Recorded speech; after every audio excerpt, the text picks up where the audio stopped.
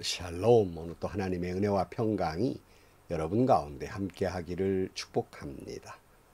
오늘 또 묵상의 말씀을 통해서 나에게 주시는 하나님의 말씀을 듣는 은혜로운 시간이 되기를 축원합니다. 이 시간 하나님께서 우리에게 허락해 주신 말씀은 시편 78편 56절에서 72절 말씀입니다.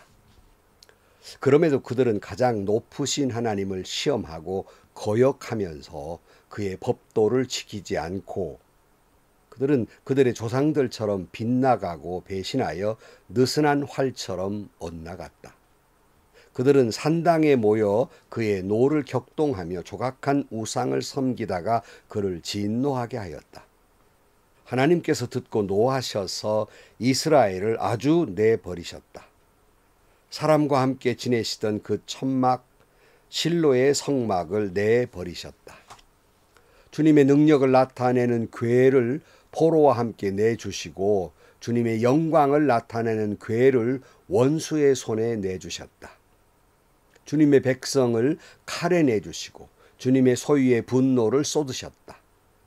불로 젊은 총각들을 삼켜버리시니 처녀들은 혼인 노래를 들을 수 없었다. 제사장들은 칼에 맞아 넘어지고 과부가 된 그들의 아내들은 마음 놓고 고간번 못하였다. 드디어 주님은 잠에서 깨어난 것처럼 분연히 일어나셨다. 포도주로 달아오른 용사처럼 일어나셨다. 원수들을 뒤쫓아가서 쳐 부수시며 길이길이 그들을 욕되게 하셨다. 그리고 주님은 요셉의 장막을 버리시고 에브라임 지파도 선택하지 않으셨다. 오히려 유다 지파만 선택하셨으며 그가 사랑하신 시온산을 뽑으셨다. 그곳에서 주님은 주님의 성소를 높은 하늘처럼 세우셨다. 영원히 흔들리지 않는 터전 위에 세우셨다. 주님의 종 다윗을 선택하시되 양의 우리에서 일하는 그를 뽑으셨다. 암양을 돌보는 그를 데려다가 주님의 백성 야곱과 주님의 유산 이스라엘의 목자가 되게 하셨다. 그는 한결같은 마음으로 그들을 기르고 슬기로운 손길로 그들을 인도하였다. 아멘. 참 우리는 성경을 읽다 보면 우리 자신이 화가 날 만큼 이스라엘은 어쩌면 그렇게 하나님의 말씀을 올곧게 따르지 아니하고 번번이 하나님을 배신하고 하나님의 마음을 상하게 했는지, 우리도 그런 모습이지만 이스라엘이 그런 모습을 보면 화가 납니다. 우리가 지난 시간에 묵상한 대로 78편 40절 말씀에 보면 그들이 광야에서 하나님을 얼마나 자주 반역하였던가, 황무지에서 그를 얼마나 자주 괴롭혔던가. 그들은 하나님을 거듭거듭 시험하고 이스라엘의 거룩하신 분의 마음을 상하게 하였다. 그들이 하나님의 권능을 기억하지 아니하며 대적에게서 건져주신 그날도 잊어버렸다. 하나님의 은혜도 잊어버리고 하나님도 기억하지 아니하고 규례대로 살지도 아니하고, 이런 이스라엘 백성들이었으나 하나님은 이스라엘 백성과의 언약을 어기지 아니하시고 그러한 그들과도 젖과 꿀이 흐르는 땅으로 그들을 보내주십니다. 인도하십니다. 오늘 55절 여러 민족을 그 앞에서 흩으시고 줄로 재어서 땅을 나누어 주시고 이스라엘 지파들을 자기들의 천막에서 살게 하셨다. 이 지난 시간까지 말씀이잖아요. 그러니까 오직 은혜로, 번번이 하나님을 힘들게 했지만 오직 은혜로 그들이 가나안에 들어갔으나 이제 말씀대로 살아야 될 거 아닙니까? 그만큼 은혜를 기억했으면, 그만큼 복을 받았으면 말씀대로 살아야 하지 않겠습니까? 그런데 이스라엘 백성들이 가나안 사람들에게 농사만 배운 것이 아니라 빠르게 진행되는 것이 있었어요. 그것은 곧 우상 숭배를 배우게 된 것입니다. 거기에 막 젊은 사람들이 빨려 들어가 버렸어요. 왜? 음란한 행위들이 있었기 때문에 젊은 혈기에 다 빠져 들어가 버렸어요. 그렇게 않기 위해서 예배는 이렇게 드려야 되고 절기는 이렇게 지키라고 그렇게 말씀하시고 가르쳤는데 다 잊어버렸어요. 56절 오늘 본문이죠. 그럼에도 그들은 가장 높으신 하나님을 시험하고 거역하면서 그의 법도를 지키지 않고 그들은 그들의 조상들처럼 빗나가고 배신하여 느슨한 활처럼 엇나갔다. 그들은 산당에 모여 그의 노를 격동하며 조각한 우상을 섬기다가 그를 진노하게 하였다.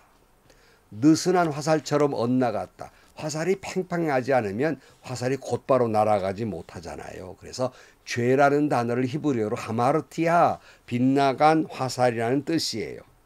이스라엘은 하나님이 정해놓은 길로 올곧게 가는 것이 아니라 하나님의 길에서 벗어났단 말이에요. 우리가 어떤 사람이 잘못된 거라면 그 사람은 엇나갔다 이렇게 이야기하잖아요. 이것이 바로 죄란 말이에요. 이스라엘은 그 조상들처럼 하나님 말씀대로 순종하지 못하고 불순종하고 엇나가 버린 거예요. 오늘께서 59절 말씀, 하나님께서 듣고 노하셔서 이스라엘을 아주 내버리셨다.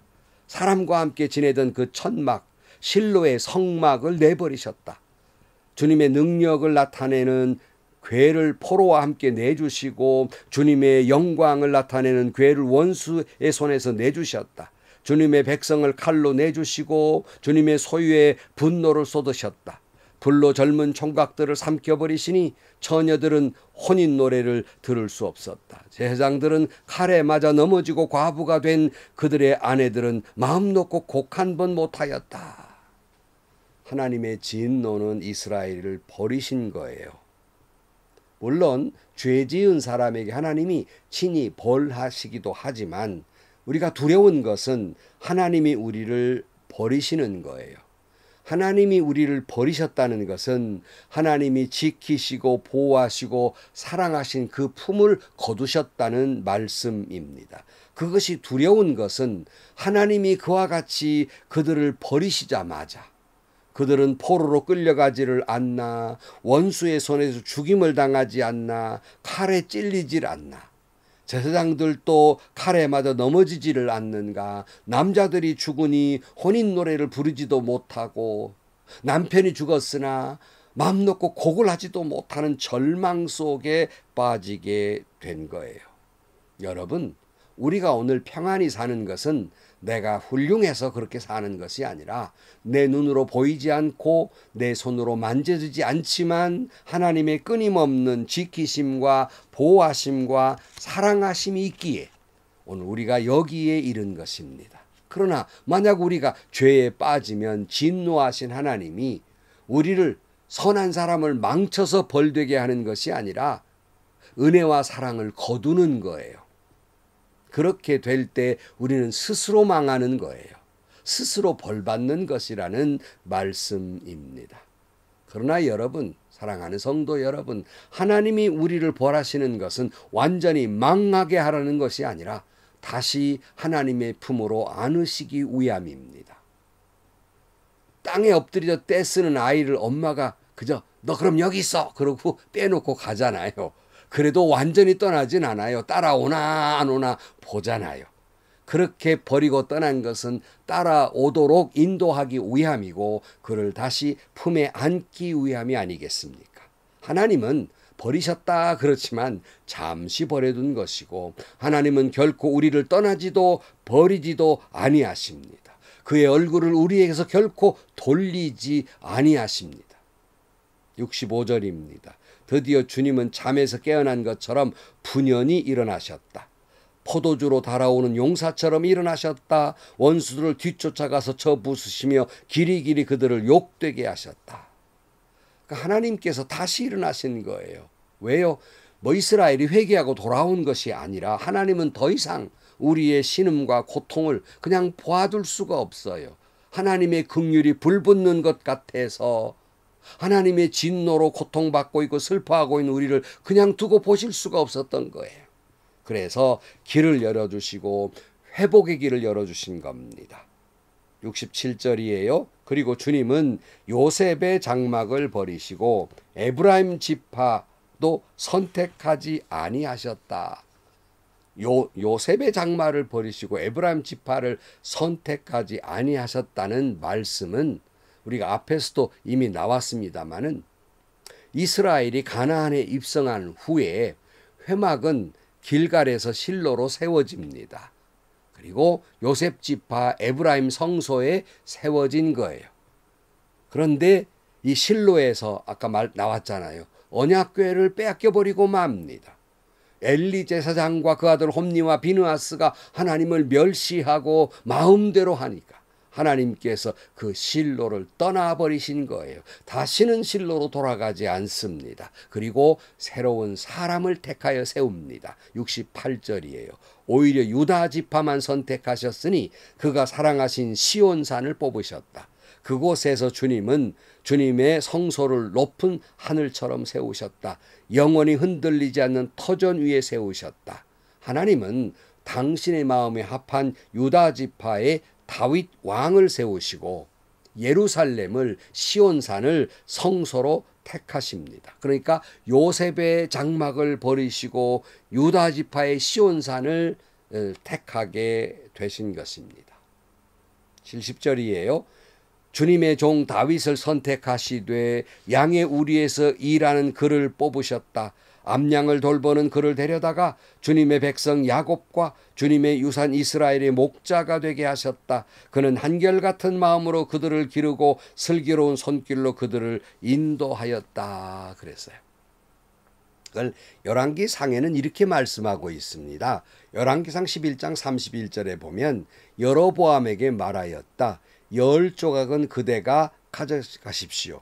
주 이스라엘의 하나님께서 그대에게 이렇게 말씀하셨습니다. 자, 내가 솔로몬의 왕국을 찢어서 10지파를 너에게 준다. 그러셨고 열왕기상 11장 38절 말씀에 내가 나의 종 다윗이 한 것과 같이 내가 명령한 모든 것을 따르고 내가 가르친 대로 살며 내 율례와 명령을 지켜서 내가 보는 앞에서 바르게 살면 내가 너와 함께 있을 것이며 내가 다윗 왕조를 견고하게 세운 것 같이 내 왕조도 견고하게 세워서 이스라엘을 너에게 맡기겠다 그랬어요. 여러분, 에브라임 요셉 족속으로 장자권이 이어받았지만 그들의 교만과 불순종은 계속 그들의 복을 이어가지 못하게 만듭니다. 그러나 신실한 다윗을 보면 하나님은 유다 지파를 택하셨고 결국 어떻게 돼요? 그 유다 지파에서 예수 그리스도가 이 땅에 오시게 된 것입니다. 우리는 시편 78편 긴 내용을 묵상했습니다. 우리는 시편 78편을 묵상하면서 얼마나 우리도 번번이 자주 주님을 배반하고 주님의 마음을 아프게 했던가, 얼마나 우리는 자주 빗나간 화살처럼 올곧게 살지 못하고 죄 가운데 살아왔던가를 깨닫게 됩니다. 그러나 그럼에도 불구하고 하나님은 우리를 결코 떠나지도 아니하시고 버리도 아니하시고 우리를 끊임없이 지켜주시고 보호하시고 긍휼히 여기시고 용서해 주시고 불쌍히 여기시고 사랑하시되 끝까지 사랑하신다는 사실을 다시 한번 감격스럽게 깨닫습니다. 오늘 또 우리는 그 은혜와 그 사랑에 감격해서 오직 주님만 소망 삼고 오늘도 하루를 살아가는 여러분들이 되시기를 주의 이름으로 간절히 축원합니다. 기도하겠습니다. 하나님 아버지, 오늘 우리가 여기에 있는 것은 우리 자신이 훌륭해서가 아니라 하나님의 은혜였으며 번번이 주님을 배반하고 주님의 마음을 아프게 한 우리를 그래도 사랑하셔서 불쌍히 여기시고 용서해 주시고 끝까지 사랑해 주신 그 은혜를 다시 한번 감격스럽게 바라봅니다. 오직 주님의 그 사랑 그 은혜를 기억하면서 주님을 소망 삼고 오늘 하루 살아가는 저희들이 되게 하여 주옵소서. 예수님의 이름으로 기도하옵나이다. 아멘. 오늘도 우리는 시편 78편을 마무리 짓습니다. 다시 한번 우리 자신이 얼마나 주님 앞에 하마르티아 빗나간 화살처럼 죄 가운데 있었는가를 깨닫고 그런 나를 그래도 사랑하시는, 그럼에도 불구하고 사랑하시는 예수 그리스도의 십자가 사랑을 다시 한번 바라보면서 오늘 또 그 사랑에 감격한 삶을 살아가는 여러분들이 되시기를 축복합니다. 행복하시고요. 좋은 일이 가득한 하루가 되시기를 주님의 이름으로 간절히 축원합니다.